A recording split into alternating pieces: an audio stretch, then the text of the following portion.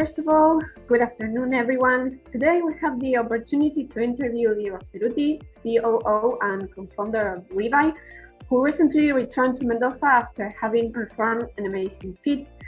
Thank you, Diego, for allowing us the opportunity to listen to your story. Do you want to make a small introduction about yourself and also about the experience you had last month? First of all, hi Sol. Thanks for having me here today. It's my pleasure to be here. And as a short introduction, I'm Diego. I'm 34 years old.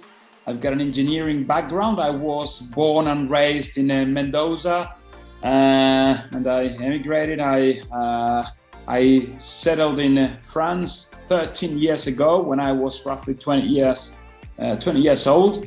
And since then I've been, I would say, kind of adventurer and entrepreneur at the same time.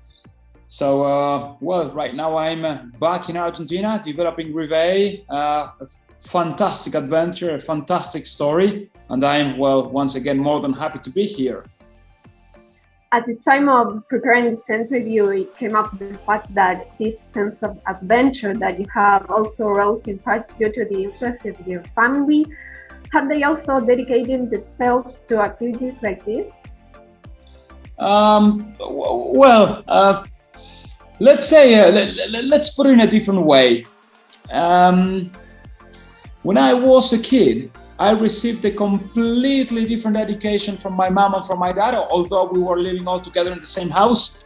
My dad, who was a tennis player, has always been quite competitive. And he always taught me, or he always told me, that the most important thing was the result in absolutely everything that we do in life. Whether my mom was completely the opposite, and my mom always valued and gave quite an importance to your effort, commitment, and how much we work in life.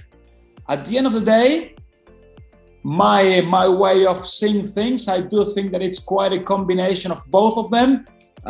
Definitely, I think that it matters the result. It matters where you end. It matters if you won or if you lost.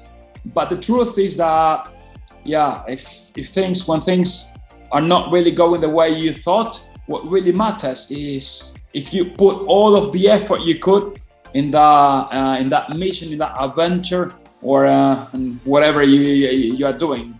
So it's like they have been at some point my guide and my motivation for the last 25 years. This experience that you had last month where you climbed the Aconcagua, was that the first experience of the kind? Definitely not. It's been a lifetime going through different types of adventures. When I was pretty young, I started with friends, of course, going to the outdoors. A lot of mountaineering here in Mendoza, where I was born and raised. We've got the mountain 1 hour and a half. It's a 1 hour and a half drive. I would say to 5,000, 5.5, or even 6,000 meters above the sea level mountains. So, I love riding the bike. I can't even count how many kilometers riding the bike, crossing to different countries. I sailed across the Atlantic. I crossed I spent roughly 5 months in the jungle, the mountain forests, walking 3.2 thousand kilometers across New Zealand from the tip to the toe of the country. I could, go on for quite a few minutes like that. I really love it. I just think that adventures are definitely part of my life. Adrenaline is something that I do love, and it's definitely something that is shared between business, so life as an entrepreneur, and also the life of an adventurer. Hybrid sports and sports themselves have always been on different levels compared to the business world from a psychological point of view as well as an anthropological one. Issues such as group consciousness, the search for success, and the achievement of goals are well common on both grounds. What essential characteristics do you think they have in common? How do you think one could prepare you for the other? Well, that's an interesting question. Let me start, or let me give you a little bit of feedback of what I've been doing, let's say, in my professional life. So when I studied in industrial engineering, afterwards mechanical engineering, then I went through a master in logistics, the last 2 degrees in France. But the truth is that I never really worked as an engineer. So being an entrepreneur, developing startups, mainly in Europe and the US, I started in what we call emergencies and logistics. So I had I managed a company where we mainly organized the transportation of organs, virus, and bacteria. Afterwards, I went through renewable energies. I went also through domotics. That means how you build up and how you create smart cities. Then I also went back in some way to logistics. And that was a fantastic company, fantastic adventure. We opened more than 50 countries in 2 years. Half of the time in Paris, the other half of the time in New York. So that was pretty challenging. And right now, back in Latin America, developing, experiencing here, and checking how the world is working on this side of the Atlantic. But like all this time, combining at some point business and outdoors, mountaineering, adventures. Yeah, I've learned quite a few things that are very similar, and also some things that are completely different and that are going on completely different pages. The very first one is that, and it's quite a big difference. When you make a mistake in the mountain, when you make a mistake in the outdoors,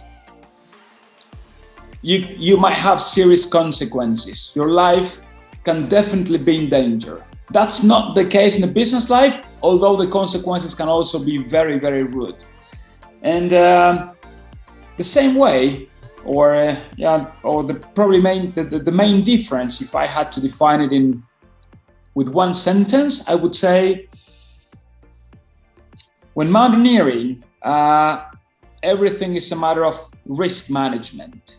The same thing happens with business. Everything is a matter of risk management. It's where you are, what are the risks of moving or going one side, what are the risks of going in the other direction. So that's it. And if I had to bring all this to the startup life, everything is a matter of staying alive. Everything is a matter of surviving every day. And many, many times, although it sounds a little bit silly, although it sounds a little bit mad, many times is not even a matter of moving forward. It's just a matter of surviving. It's just don't move, survive where you are, and that will be okay until the storm passes. So that I would say as an introduction. Afterwards, the learnings, I would say the learnings that we get on one side and on the other are pretty similar. And the very first one is, doesn't matter where you are, the most important thing is that you've got to state the goal. Many people think that the goal is the summit when you go to the mountain. Let me tell you that the goal is not the summit. The goal is to go to the summit, but come back home safe and sound. And that's the topic. Everything is about that. The same thing happens in business. Is you definitely need to know where you want to get. Otherwise, you will probably die in the middle of the way. So that doesn't make any sense. But then once you know your goal, you have to do your homework. And once again, this is valid for both of them. If I tell you that any adventure, you've got to plan it, you've got to build out your strategy, you need to know exactly what you are going to eat, what's going to be your fuel. You need to know what's going to be your gear, your clothes. So that's doing your homework. And I'm just thinking about the board that you can see there right behind me.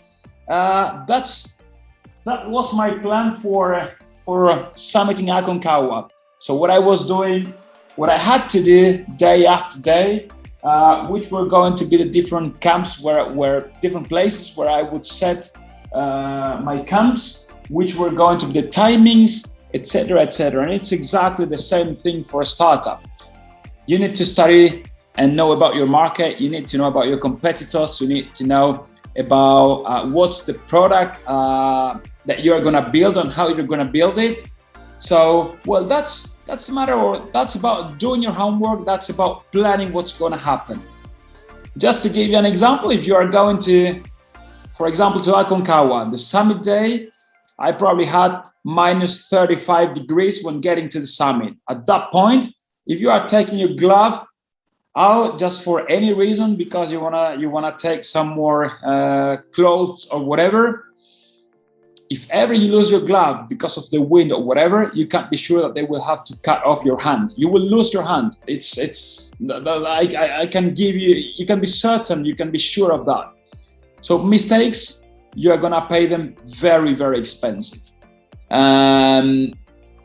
The third thing, after stating the goal and doing your homework, is know your deadlines. Which are the deadlines in terms of timing? For example, when going to Aconcagua, my deadline to getting to the summit is 3 p.m. maximum. After 3 p.m., you are taking serious risks. Storms, the night is coming like pretty fast. The temperature is dropping extremely fast too. The winds increase in the afternoon, and the probabilities of getting a very cloudy day increase very rapidly too. So that's in terms of deadlines. And you also need to know what are your deadlines in business, which are your milestones, which are your, what I call the goals and the no-goes. So that's quite a similarity between one and the other. And of course, for both of them, you need a team. Of course, for any adventure, it doesn't matter what I'm doing. If I'm going to the jungle, if I'm going to sail across the ocean, or if I'm going to the mountain, you need a team. You need to prepare with people that know what you are doing. They really need to support you. And there are very hard decisions to take from time to time, where I've been in the wrong so many times, and I've been saved by a team like so many times too, that I can really value the importance of it. Well, we're not even going to talk about it. What's the importance of the team in a startup or in a company?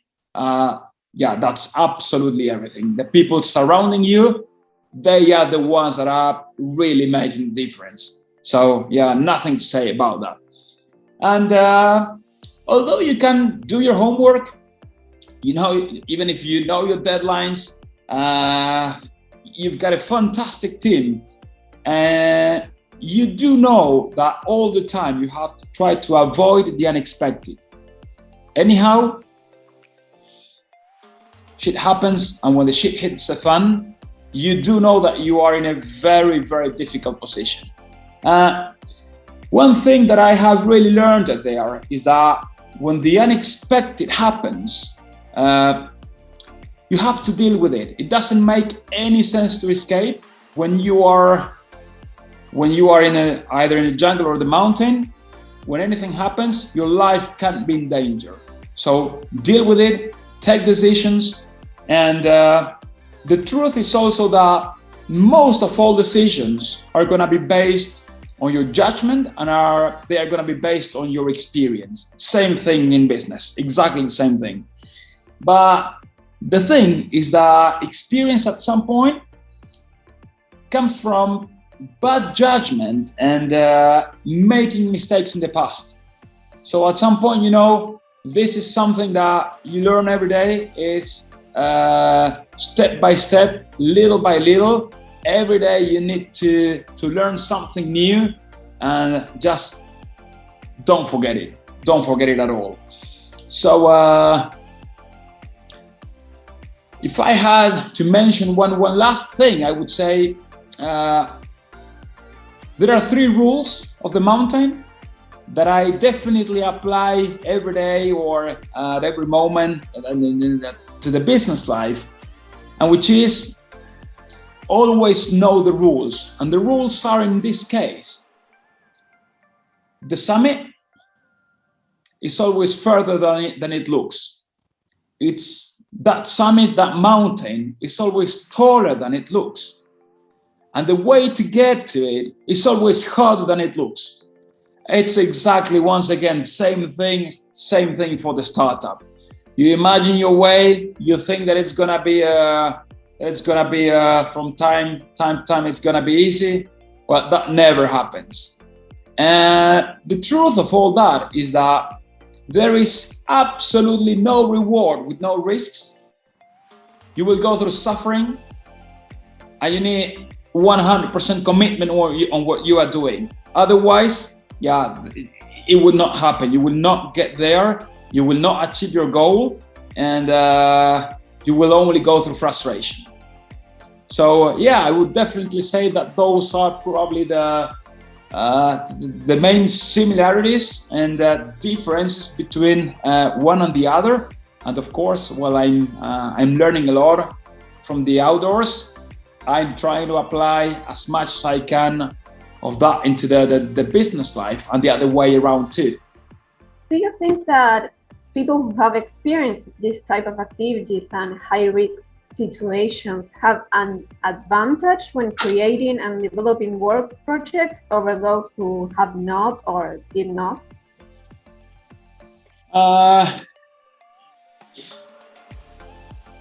Well, I can definitely tell you that I have learned many things from the outdoors that are definitely helping me in the business life. You know, the outdoors are a lot about frustration when storms come, and that you've got to stay 3, 4, 5, 7, 10 days in your tent, that you cannot move forward, that you cannot you can't do anything but wait till the storm passes. That's pure frustration. If you go to the mountain and then you've got to go down, because it is at the end of the day the mountain who decides if you're getting to the summit or not. If the mountain doesn't want you to be there, you won't get to the summit. Once again, it's more frustration. And when it happens that you are going through a very difficult situation and that you've got to walk all the night long because it's extremely cold, or because you lost your tent, or whatever happened, once again you are dealing with the unexpected, and you must be ready for absolutely anything. In that case, walking all night just to keep yourself warm and not to die from hypothermia. Well, that's the same thing for business, you know, and those are the things that I have learned and that I really like. Is that in business, when you've got a customer's presentation, when you are launching a product, or when you are going through a fundraising process, it will happen to you that you will not sleep so many nights. You will be tired. You will only be wanting to have a nap, and you will not have that. You will not be lucky enough to have that's luxury at that point. So then I can tell that I have learned many things. And if I look to the entrepreneurs that I admire the most, I know, like Phil Knight, the founder of Nike. He was a fantastic sportsman. He learned a lot from competition. Then if I think about Steve Jobs, well, he left at some point I don't remember if it was 4 or 5 months to India. He was in the middle of nowhere, in a completely unknown world for him. well, and he told us then that trip really changed the way he saw life, the way he saw business. Well, I do think that we all know the result of all that. But then, I usually think that there's one learning, which is that what I call the bridge of no excuses. And you've got people that make it happen. And, you have the ones that make excuses. And that's a big difference. That's two completely different groups of people. We should all understand that, once again, as I told you before, they will be suffering. You need 100% commitment. And you need the passion to wake up every morning and with a big smile and know what you are doing, know why you are doing it. Just keep moving forward. That's it. Once again, Diego, we appreciate you sharing your thoughts and experiences with us. We hope everyone viewing this has come to get to know you a little better. In case someone wants to contact you, where can they find you? Well, they can definitely find me on social media. Could be, for example, Instagram, or of course, anyone is free to drop me an email in any circumstances. We can leave the email anywhere at the end of the presentation. So I'm more than happy to share any of the past experiences, or even have a chat about what we are building up with Revai, which is the passion and the main goal that I'm pursuing at this moment. For those who are watching this interview, thank you for being part of this meeting. If you want to get in contact with us, you can find us at revaicare.com or on Instagram, Facebook, and LinkedIn. The links will be listed in the description of this post. Right, so thanks a lot for the interview. Thanks for having me here. Have a fantastic afternoon. Likewise, goodbye. Bye-bye.